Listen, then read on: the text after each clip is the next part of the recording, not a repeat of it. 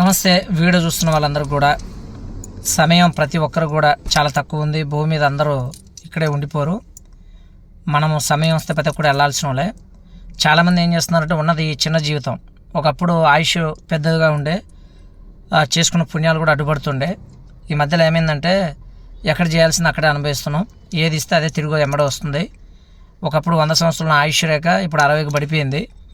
ఈ ఉన్న తక్కువ సమయంలో ఇంకా అది 30కి 20కి కూడా పడిపోవచ్చు. ఎందుకంటే మనం చేసుకునే అలవాట్లు, మనం తినే ఆహారం అట్లా ఉంది.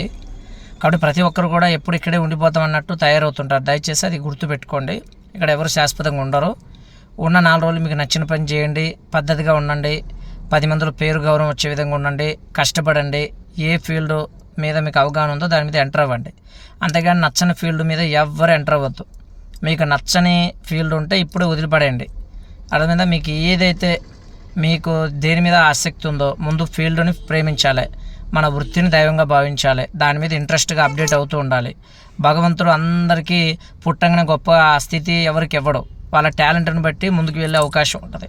కొంతమంది మాటలు నమ్ముకుంటారు, కొంతమంది వ్యాపారం నమ్ముతారు, కొంతమంది తెలివితేటలతో ముందుకు వెళ్తారు, కొంతమంది మౌనంగా ముందుకు వెళ్తారు, కొంతమంది కష్టపడి ముందుకు వెళ్తారు. ఏది వెళ్ళినా ఎవరు వెళ్ళినా ఆఖరికి వెళ్ళాల్సిందంతా ఒక చోటకే. కాబట్టి ఇది గమనించండి. మీ యొక్క టాలెంట్ని బయట పెట్టుకోండి. అందరికీ నమస్తే.